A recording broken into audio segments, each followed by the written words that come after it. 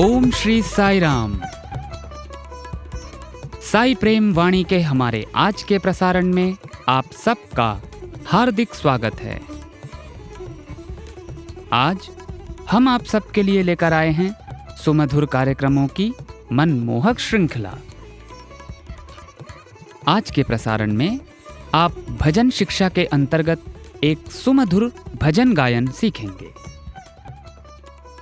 तो चलिए कार्यक्रम का शुभारंभ करते हैं।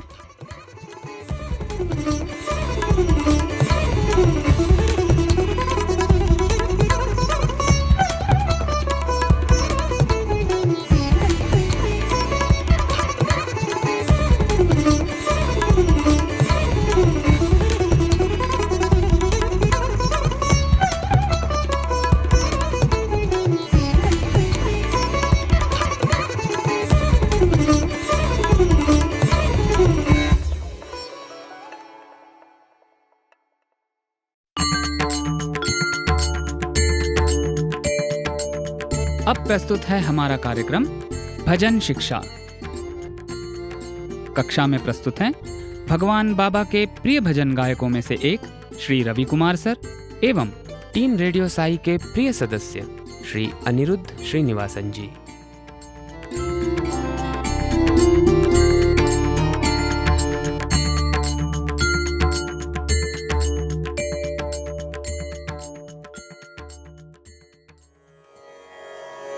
देहि शरणं सिंहवाहिनी।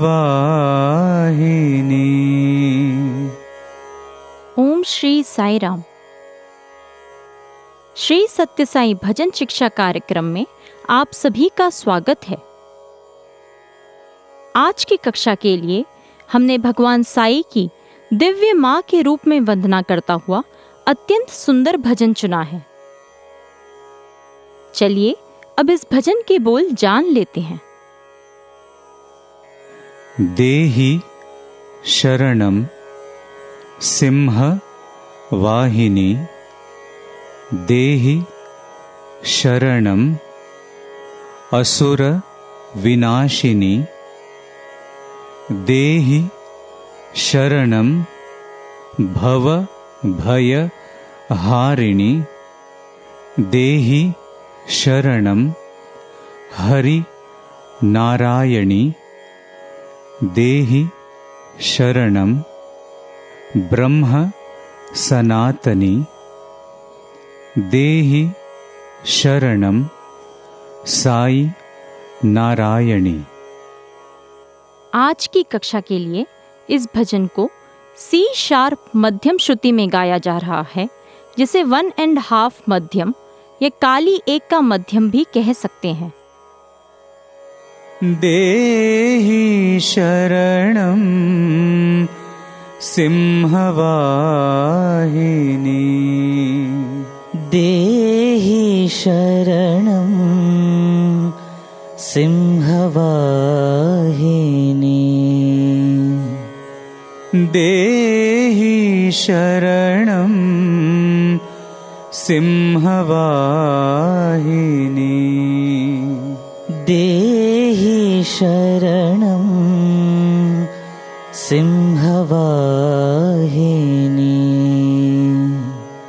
देहि शरणं असुरविनाशिनी। देहि शरणं असुरविनाशिनी। देहि शरणं असुरविनाशिनी।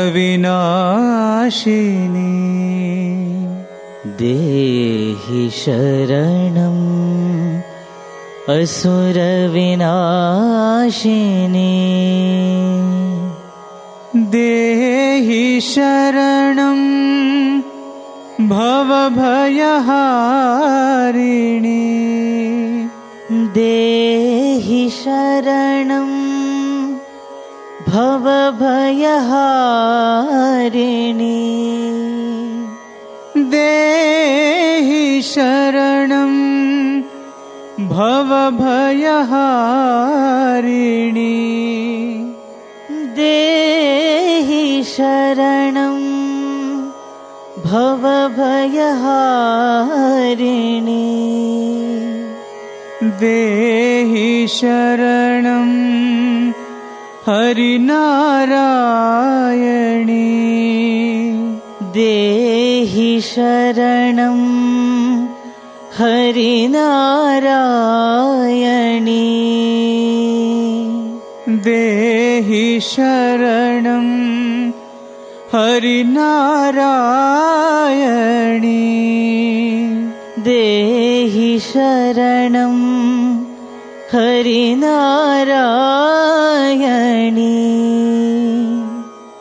देहि शरणं ब्रह्मसनातने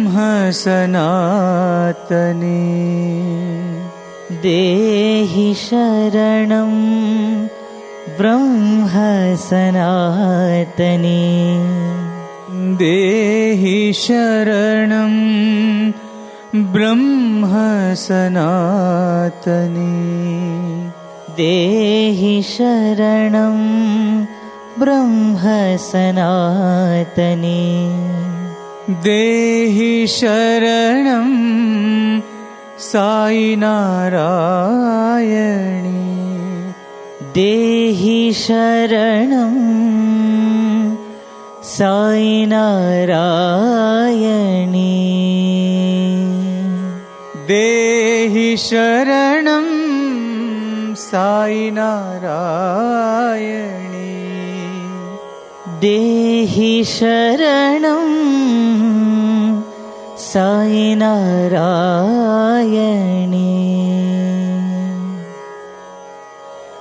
देहि शरणं सिंहवाहिनी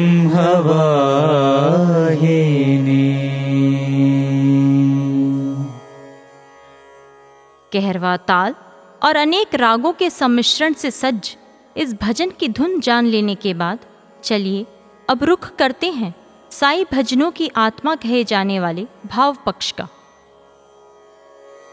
देहि शरणं सिंहवाहिनी।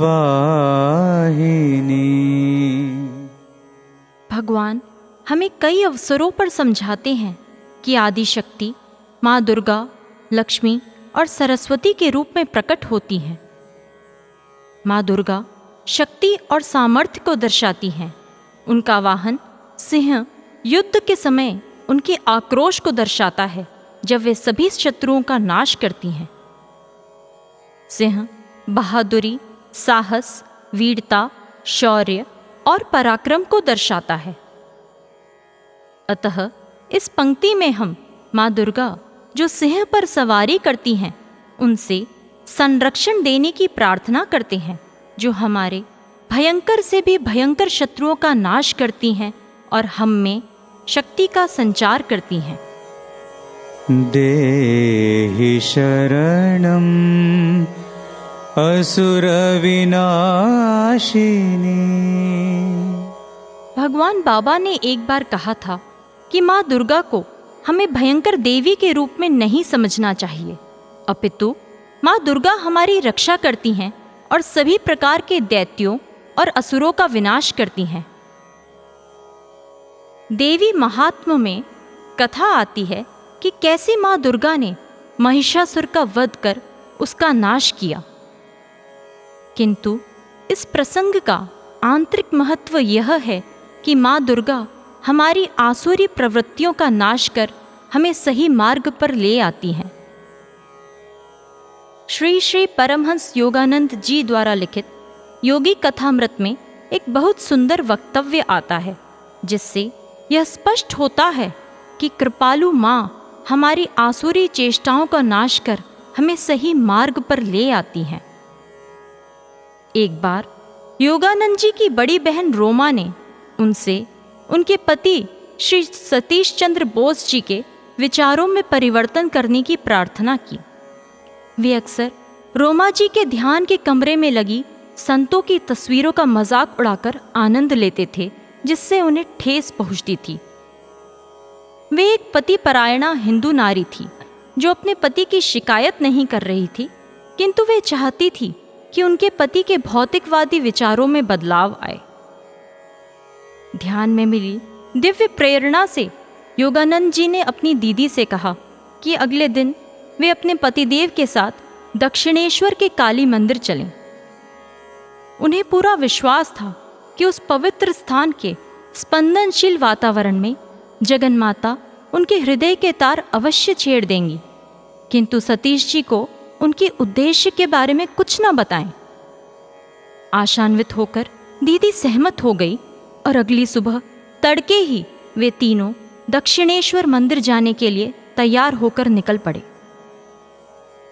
मार्ग में उनके जीजाजी गुरुओं की योग्यता का उपहास करने में आनंद ले रहे थे और मंदिर पहुंचकर उन्होंने योगानंद जी से कहा, जनाब सन्यासी महाशय, मंदिर के पदाधिकारियों से बात करके दोपहर के भोजन की ठीक से व्यवस्था करना मत भूलना। सतीश बाबू पुजारियों के साथ स्वयं बात भी नहीं करना चाहते थे। योगानंद जी ने कहा, मैं अभी ध्यान करने जा रहा हूँ, भोजन की चिंता मत कीजिए, जगन माता उसकी व्यवस्था कर देंगी। जिसके उत्तर में सतीश जी ने उग्र होकर कहा कि उन्हें तनिक भी विश्वास नहीं है कि जगन माता उनके लिए कुछ भी करेंगी, किंतु उनके भोजन की जिम्मेदारी योगानंद जी के ऊपर है। योगानंद जी काली माँ के विशाल मंदिर के सामने वाले नाट्य मंदिर में चले गए। वह सुबह के 7 बजे एक छायादार वृक्ष देखकर पद्मासन में बैठकर गहन भक्ति भाव में डूबने लगी। संसार की सुध-बुध खोकर उनका मन काली माँ पर एकाग्र होता गया। इसी मंदिर में उनकी यही मूर्ति महान संत श्री रामकृष्ण परमहंस की इष्ट आराध्य देवता बनी थी। उनकी कातर पुकार पर यही मूर्ति प्रायः जीवंत रूप धारण कर उनसे बातचीत करती थी। वे प्रार्थना करने लगे, हे पाषाणमयी माँ, अपने प्रिय भक्त रामकृष्ण की पुकार पर तुम सजीव हो उठती थी, तो अपने इस पुत्र के उत्कट विलाप को क्यों नहीं सुनती। दिव्य शांति के साथ साथ उनकी आकांक्षा और भी अधिक गहरी होती गई। जब इस प्रकार 5 घंटे व्यतीत हो गए और जिस देवी को वे अपने हृदय में याद कर रहे थे, उनकी ओर से उन्हें कोई प्रत्युत्तर नहीं मिला, तो उन्हें थोड़ी निराशा हुई। कभी कभी प्रार्थना की पूर्ति में विलंब करके भगवान भक्त की परीक्षा लेते हैं, किंतु आखिर में वे जिद्दी भक्त को उसके इष्ट देवता के रूप में दर्शन अवश्य देते हैं।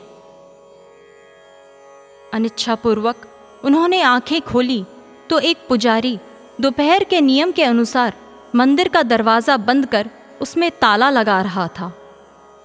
वे नाराज होकर कहने लगे, माँ, तुमने दर्शन नहीं दिए और अब मंदिर में बंद दरवाजे के पीछे भी छिप गई।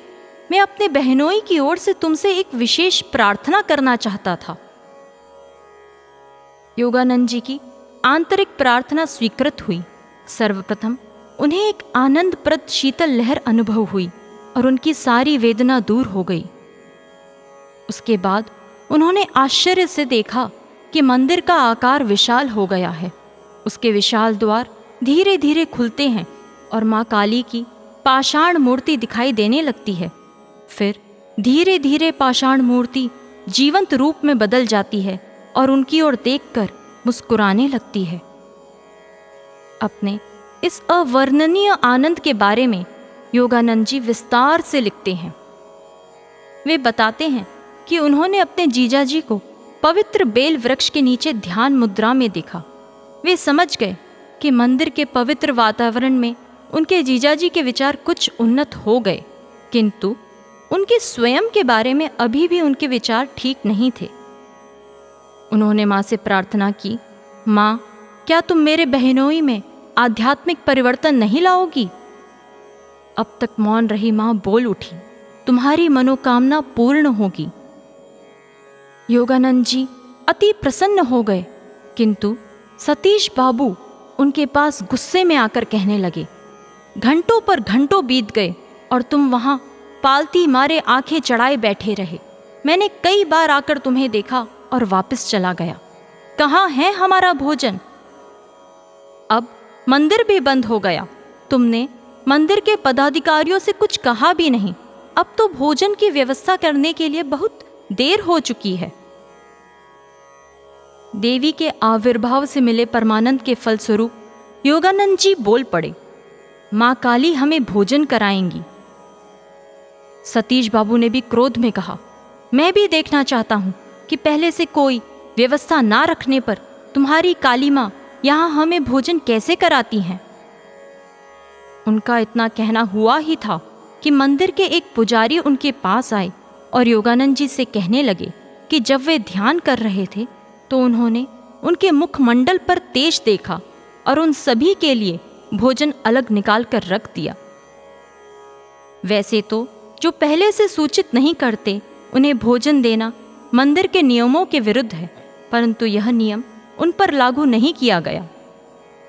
योगानंद जी ने पुजारी महाराज का धन्यवाद दिया और अपने जीजाजी की तरफ देखा तो वे पश्चाताप में अपनी आंखें झुकाकर भावुक थे। उन सभी ने विविध व्यंजनों से युक्त स्वादिष्ट भोजन किया और योगानंद जी ने पाया कि वापसी की पूरी यात्रा में उनके जीजाजी गहन विचार सागर में गोते लगा रहे हैं। अगले दिन जब योगानंद जी अपनी दीदी से मिलने गए तो अत्यंत स्नेह से उन्होंने उनका स्वागत किया और बताया कि उनके पतिदेव को पिछली बातों व व्यवहार के लिए पश्चाताप है और उन्होंने निश्चय किया है कि वे आध्यात्मिक पथ पर अग्रसर होंगे। प्रिय श्रोताओं, क्या यह सचमुच ही बहुत सुंदर अनुभव नहीं है? माँ सचमुच ही हमारी आसुरी प्रवृत्तियों का नाश करती हैं और हमें सच्चा मार्ग दिखाती हैं। देहि शरणं भवभयहारिणी। माँ दुर्गा हमारे सभी भयों को हरती हैं। सांसारिक जीवन निर्वाह में हमारे भय से कैसे देवी हमें उससे मुक्ति दिलाती हैं। हम में उनके प्रति विश्वास का संचार कर वह हमें यह अवगत कराकर कि हम में भी दिव्यता विद्यमान है। डॉक्टर सैमुअल सेंट वॉइस और उनका परिवार कई दशकों से भगवान बाबा से जुड़े हैं और उनकी शिक्षाओं का पालन कर रहे हैं। सन 2006 में स्वामी से मिले साक्षात्कार के दौरान उनकी बेटी मिस जूडी उसके जीवन में आई कुछ उलझनों से जूझ रही थी और परेशान थी। सर्वज्ञ माँ साई ने उससे माँ दुर्गा के बारे में बात करी और उनकी शक्ति से उसे अवगत कराया कि कैसे माँ दुर्गा सभी बुराइयों पर विजय पाती हैं। उन्होंने फिर जूडी से कहा कि उसके अंदर भी सभी शक्ति विद्यमान है और माँ दुर्गा का एक लॉकेट सृजित कर उसे दिया। जूडी बताती हैं कि उससे उन्हें बहुत प्रेम और साहस मिला, जिससे उनका हृदय भर गया और उनका सभी दर्द और उदासी जो वो महसूस कर रही थी दूर हो गए। हम माँ से प्रार्थना करते हैं कि वे हमारे भय से हमें मुक्त कर हम में शक्ति और साहस का संचार करें तथा हम में विद्यमान दिव्यता की हमें अनुभूति कराएं। देहि शरणं हरिनारायणी। इस पंक्ति में हम उन हरि नारायणी की शरण मांगते हैं जो माँ लक्ष्मी हैं, जो भगवान हरि नारायण की दिव्य सहधर्मिणी हैं। जिस तरह नारायण सभी जीवों में विद्यमान रहते हैं, उसी तरह माँ लक्ष्मी भी सभी जीवों में जीवात्मा के रूप में विद्यमान हैं। वह हमारी सभी बुराइयों को हरती हैं। देहि शरणं ब्रह्म सनातनी। इस पंक्ति में हम उस माँ की शरण मांगते हैं जो ब्रह्म सनातनी है, अर्थात जो सर्वत्र हैं, जिनका कोई रूप नहीं है, जो शाश्वत आत्मस्वरूप हैं। महान संत श्री रामकृष्ण परमहंस जी बहुत कम उम्र से ही माँ दुर्गा के लिए समर्पित थे। दक्षिणेश्वर माँ काली के मंदिर में वे पुजारी थे। उनकी अनन्य भक्ति से प्रसन्न होकर माँ काली उनसे बातें किया करती थी। एक बार जब उनके शिष्य विवेकानंद जी ने उनसे पूछा कि क्या उन्होंने भगवान को देखा है, तो उन्होंने जवाब दिया कि माँ काली को वे उसी प्रकार देख सकते हैं और बातें कर सकते हैं जिस प्रकार वे उस वक्त विवेकानंद जी से कर रहे थे। वैसे तो श्री रामकृष्ण परमहंस जी को इस तरह प्रतिपल दर्शन का आशीर्वाद प्राप्त था, किंतु उनके जीवन से जुड़ा एक रोचक किस्सा है जब आदि शक्ति ने अपने स्वरूप के बारे में उन्हें बताया था। सन 2002 के ग्रीष्मकालीन शिविर के अवसर पर भगवान ने यह किस्सा हमें सुनाया।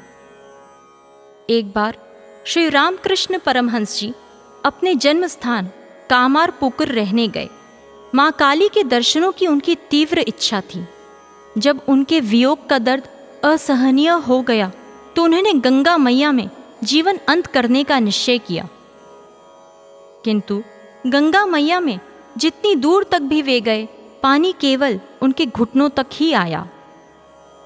अब रामकृष्ण प्रार्थना करने लगे, ओ जगत जननी माँ, क्यों इस प्रकार मेरी परीक्षा ले रही हो? क्यों अपना स्वरूप मेरे समक्ष प्रस्तुत नहीं करती?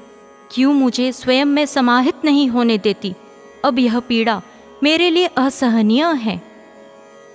इस प्रकार जब वे प्रार्थना कर रहे थे तो माँ ने उत्तर दिया, बेटे, मैं अपना स्वरूप तुम्हें अवश्य दिखाती यदि मेरा कोई स्वरूप होता। आत्मा ही मेरा स्वरूप है, अतः तुम आत्मा के नियम का ध्यान करो। तुम ईश्वर को जिस रूप में देखना चाहो देख सकते हो। ईश्वर के ये सभी रूप जो तुम देखते हो तुम्हारे भ्रम से उत्पन्न हुए हैं। वास्तव में इनमें से कोई भी दिव्यता का सत्य स्वरूप नहीं है। इस वक्तव्य को सुनाने के बाद भगवान ने संदेश दिया कि हमें शारीरिक मोह के बंधनों से छूटना चाहिए और आत्मिक बंधन से जुड़ना चाहिए।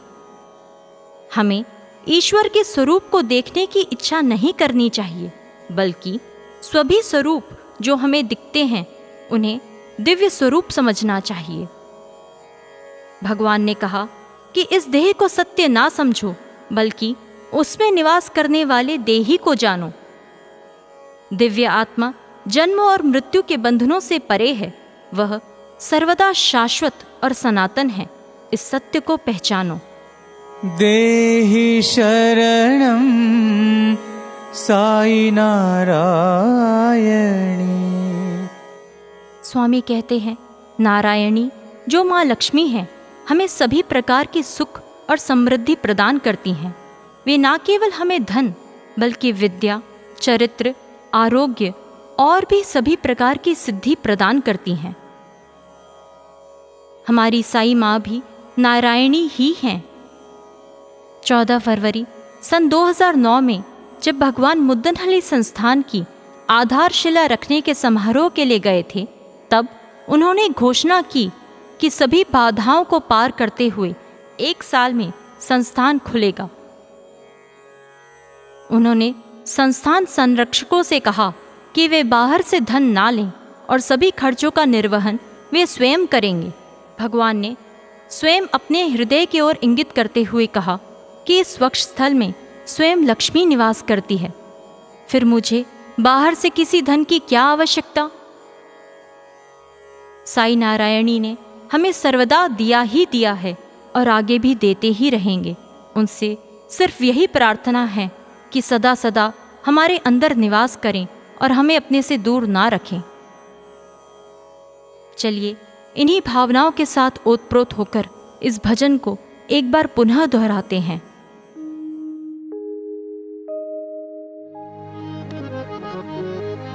साई प्रेम स्वरूपिणी दुर्गति नाशिनी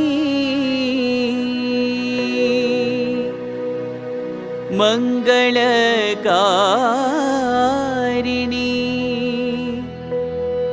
जगत परिपालिनी जननी देहि शरणं सिंहवाहिनी।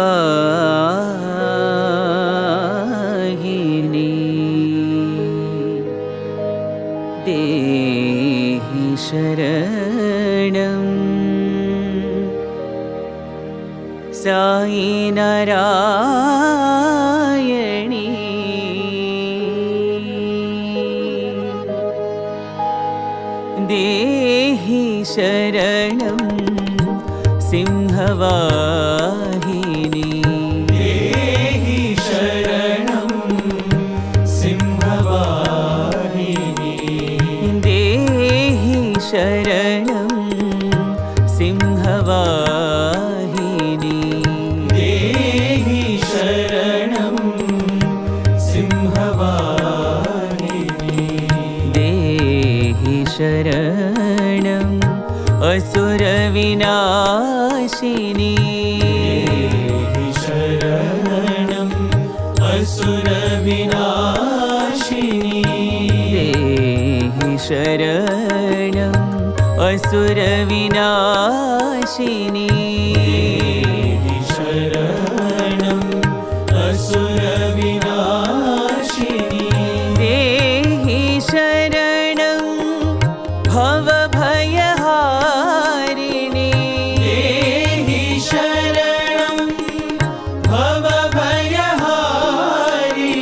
देहि शरणं भवभयहारिणी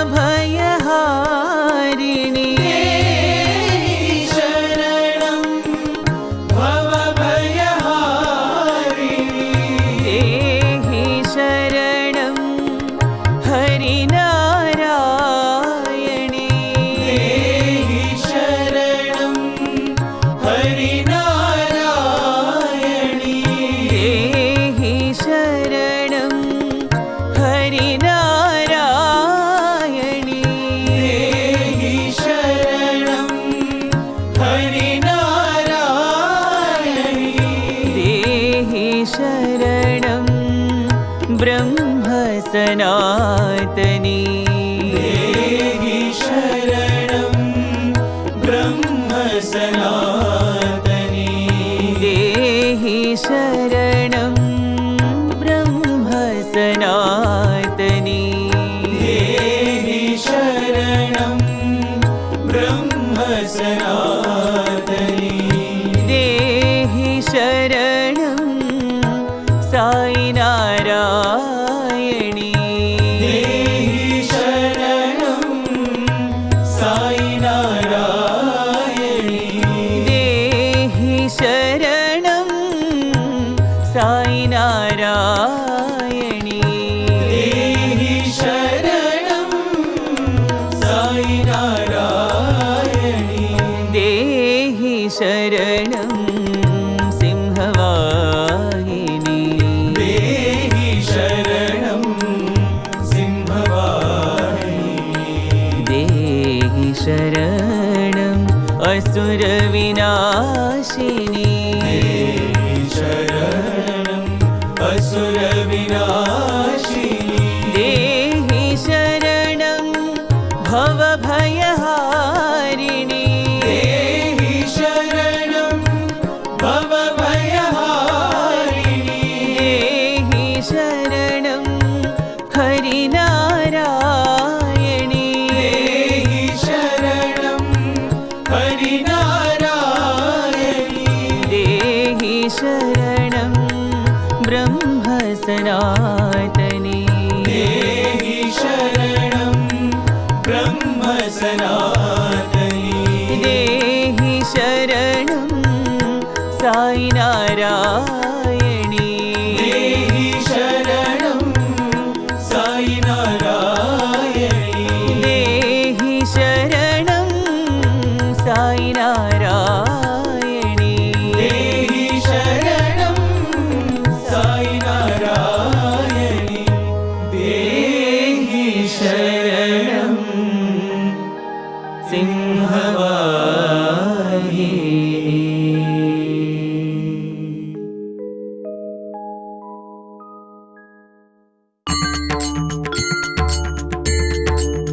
इसी के साथ हमारे आज के भजन प्रशिक्षण कार्यक्रम का अब समापन होता है। हमें आशा है कि आपको आज की कक्षा पसंद आई होगी। हम शीघ्र ही एक और भजन लेकर आपके समक्ष उपस्थित होंगे। तब तक के लिए हमें आज्ञा दीजिए। धन्यवाद। जय साईं राम।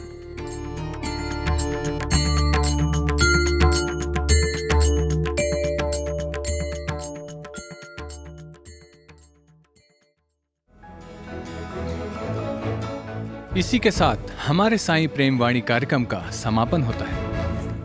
उम्मीद है हमारा आज का कार्यक्रम आपको पसंद आया होगा। आपके सुझावों को हम तक व्हाट्सएप द्वारा जरूर भेजें। हमारा व्हाट्सएप नंबर है 9393258258 93 93 258 258। हिंदी भाषा में हमारी ये सभी प्रस्तुतियां YouTube पर भी उपलब्ध हैं। इन्हें वहां देखने सुनने के लिए हमारे YouTube चैनल को सब्सक्राइब करें और कमेंट बॉक्स में अपने सुझाव देना ना भूलें। हे साईं, तुमसे नजदीकियां तो कठिनाइयों में ही दिखती हैं, बाकी वक्त तो हम खुद को शहंशाह समझते हैं। स्वामी, हमारे दिलों को विनम्रता से भरकर हमारे शीश आपके चरणों में सदैव झुके रहें। इसी प्रार्थना के साथ हम आप सबसे विदा लेते हैं। धन्यवाद। जय साईं राम।